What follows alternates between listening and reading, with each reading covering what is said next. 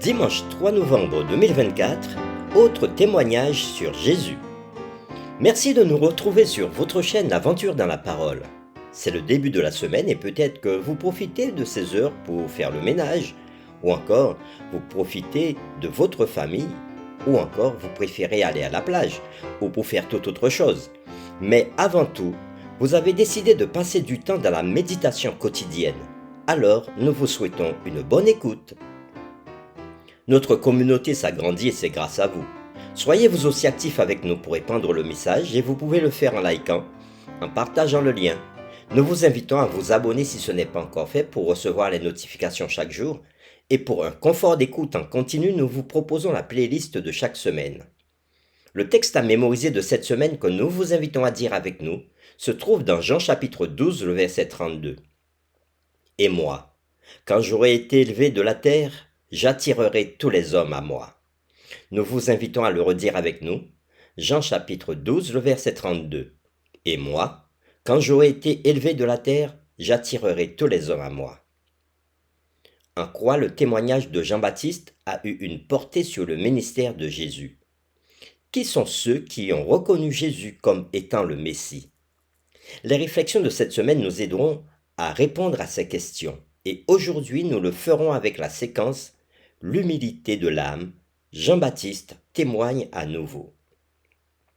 La série numéro 2 avait décrit comment le témoignage de Jean-Baptiste avait amené à Jésus les premiers disciples.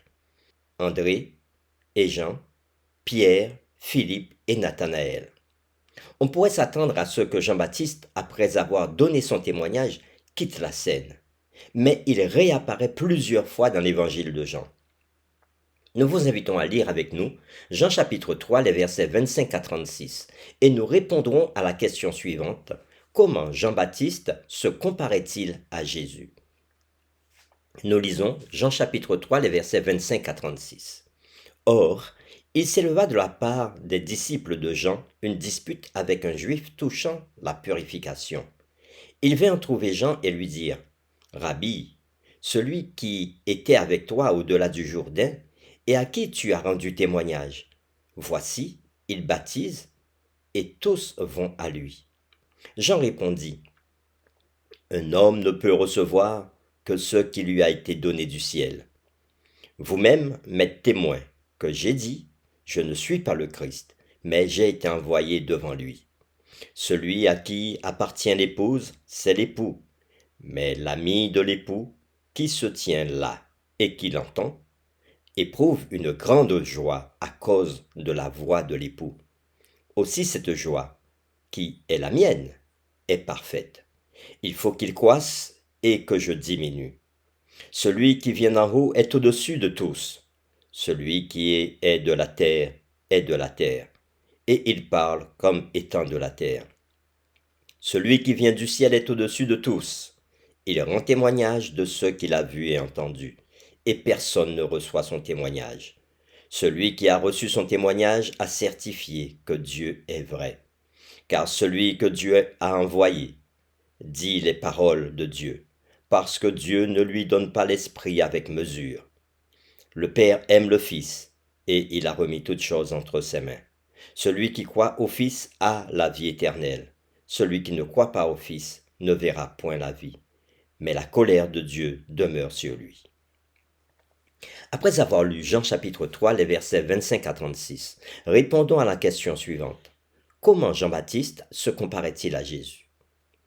Une dispute avait éclaté entre les disciples de Jean-Baptiste et un juif anonyme au sujet de la purification, probablement une question sur l'efficacité du baptême. Il est intéressant de noter que lorsque les disciples de Jean allèrent vers lui, sans doute pour résoudre le problème, ils évoquèrent Jésus en disant « Voici, il baptise et tous vont à lui. » Il n'est pas difficile de lire entre les lignes. Ils étaient jaloux de Jésus, jaloux par rapport à leur maître et aussi par rapport à eux-mêmes. Il aurait été trop facile pour Jean-Baptiste de se laisser aller à la jalousie, mais il ne l'avait pas fait parce qu'il savait quelle était sa mission. Plutôt, il rappela à ses disciples qu'il n'avait jamais prétendu être le Christ. Au contraire, il était venu pour diriger les regards vers lui, pour lui préparer le chemin, pour rendre témoignage de lui. C'est ce que nous pouvons voir dans Jean chapitre 1er, les versets 6 à 8.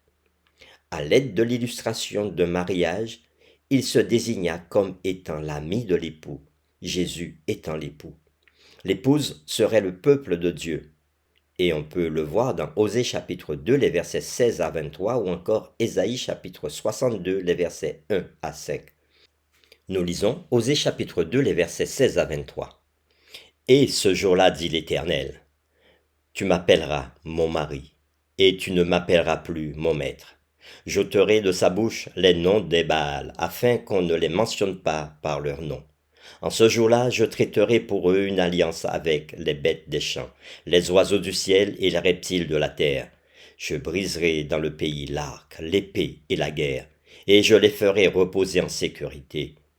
Je serai ton fiancé pour toujours. Je serai ton fiancé par la justice, la droiture, la grâce et la miséricorde. Je serai ton fiancé par la fidélité, et tu reconnaîtras l'Éternel. En ce jour-là, j'exaucerai, dit l'Éternel, j'exaucerai les cieux, et ils exauceront la terre. La terre exaucera le blé, le mou et l'huile, et ils exauceront Jisraël. Je planterai pour moi l'eau, Rushama, dans le pays, et je lui ferai miséricorde. Je dirai à l'Oami, tu es mon peuple, et il répondra, mon Dieu. Nous lisons maintenant Ésaïe chapitre 62, versets 1 à 5. Pour l'amour de Sion, je ne te châtierai point. Pour l'amour de Jérusalem, je ne prendrai point de repos jusqu'à ce que son salut paraisse comme l'aurore et sa délivrance comme un flambeau qui s'allume. Alors les nations verront ton salut et tous les rois de la terre, et l'on t'appellera d'un nouveau nom que la bouche de l'Éternel déterminera. Tu seras une couronne éclatante dans la main de l'Éternel, un turban royal dans la main de ton Dieu. On ne te nommera plus délaissé, on ne nommera plus ta terre désolée, mais on t'appellera mon plaisir en elle, et l'on appellera ta terre épouse. Car l'Éternel met son plaisir en toi, et la terre aura un époux. Comme un jeune homme s'unit à une vierge, ainsi tes fils s'uniront à toi.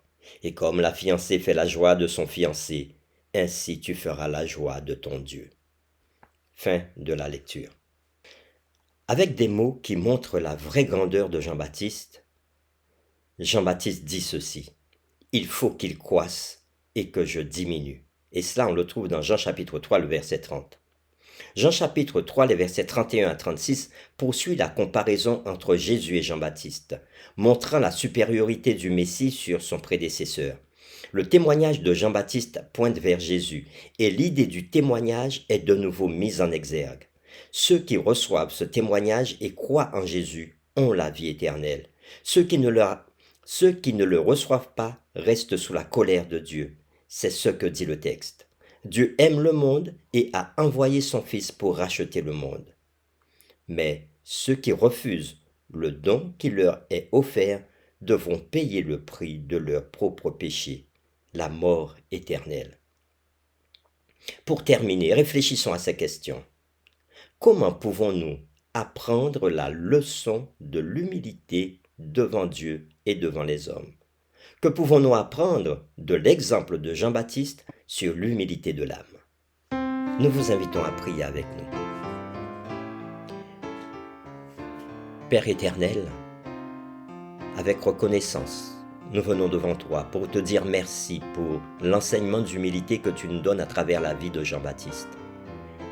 Il était populaire à son époque parce qu'il y avait beaucoup de personnes qui venaient à lui. Les personnes importantes en Israël venaient à lui. Et même des soldats romains venaient à lui. Il était connu pour sa prédication puissante. Et pourtant, lorsque Jésus est venu, il n'a pas résisté pour vouloir prendre toute la place. Mais il a placé Jésus au-dessus de lui parce qu'il connaissait la mission de Jésus pour l'humanité. Seigneur, donne-nous aussi l'humilité de Jean-Baptiste, afin de ne pas vouloir prendre toute la place et faire toute la lumière sur nous, mais présenter Jésus comme le seul Seigneur et Sauveur du monde. C'est au nom de Jésus que nous t'avons prié. Amen.